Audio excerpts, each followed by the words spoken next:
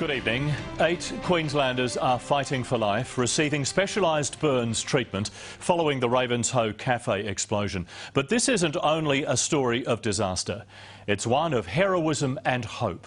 Of Queenslanders who ran into the flames to save lives and others inside the blast who somehow escaped. Gregory Hollam, the most fortunate man in Ravenshoe. Very lucky. I believe somebody's looking after me, got himself. This is him on Tuesday, being blown from the cafe by the explosion. I seen it start catching on fire, so I run for the door, and the heat was on my back. I thought I was on fire. He stumbled around, shaken, but incredibly uninjured. Sending with my hair and beard and up here. No bones, that to me.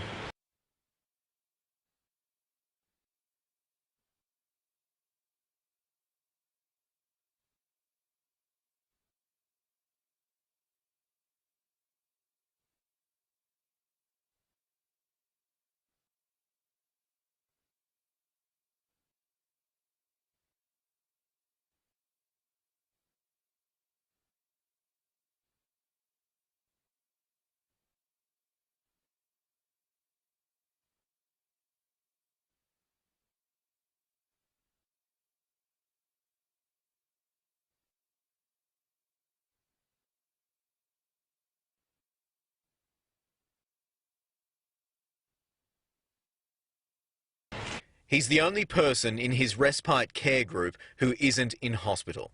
They'd been having lunch with firefighters Michael Beck and Joe Teresi, who, despite suffering terrible burns, still had concern for others in the seconds after the blast.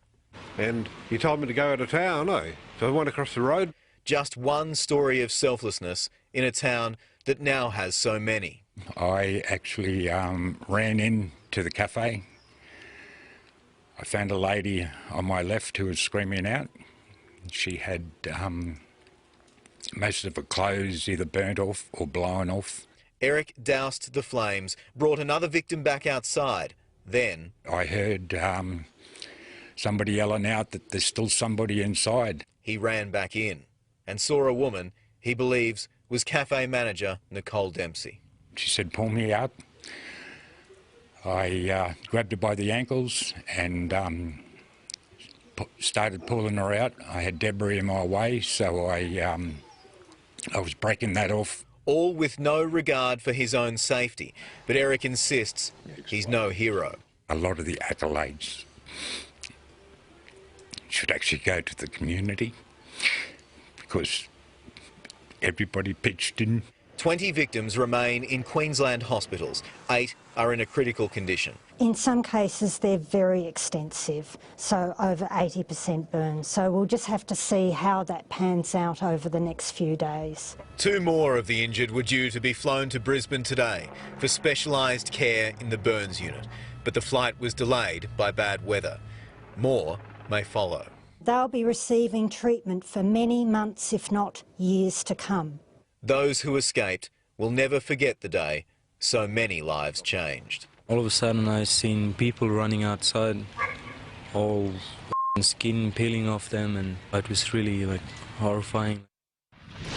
Michael Best is live in Ravenshoe tonight. Michael, you've been dealing closely with the community. How are people coping with this disaster? Well, Melissa, everyone's dealing with it differently, but there are common themes. People are talking to each other.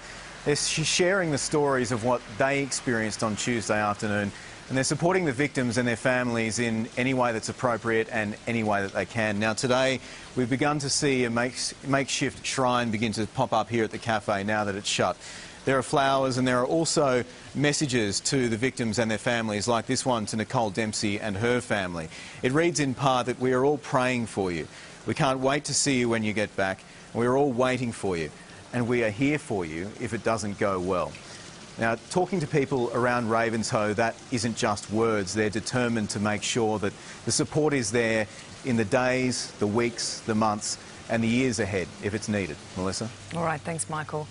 Well, Ebony Cavallaro is outside the Royal Brisbane Hospital. Ebony, several of the blast victims have been put into induced comas. That's right, Melissa. That's to aid their recovery and also to help reduce their pain. Many of the family members of the most critically injured have started arriving here in Brisbane to be near their loved ones and to keep vigil here at the hospital. It's going to be a really long road to recovery for many of these people, remembering that at the moment there are still so many critical, so it is still touch and go. But treatment for many of these victims could take years. However, they are in the best possible place. The Royal Brisbane Hospital has an excellent track record for treating burn victims. And Andrew, these victims are going to be getting the best possible care that they could have. Although this is a record, they have never had this many severe burn victims in the hospital at any one time. Yes, what a task ahead. All right, Ebony, thank you. Remembered by friends as a beautiful mother with a generous spirit, who was the heart and soul of the Ravenshoe community. 37-year-old Nicole Nyholt was managing the Serves You Right cafe in far north Queensland for her parents, who were off on the trip of a lifetime overseas. When they heard the news of the tragedy which had unfolded in their absence, they rushed home to be by their daughter's side. Suffering burns to 80% of her body, Nicole was the first to be evacuated to the Royal Brisbane and Women's Hospital, where the state's burns unit is located, and remained critical until her death. 20 people are believed to have been in the cafe when the out-of-control ute crashed into the building, causing a gas leak which ignited, guttering the family-run business. 7 others remain in a critical condition and were also evacuated here to the Royal Brisbane and Women's Hospital. Police investigations into the incident are continuing. Brooke Wiley, Sky News, Brisbane.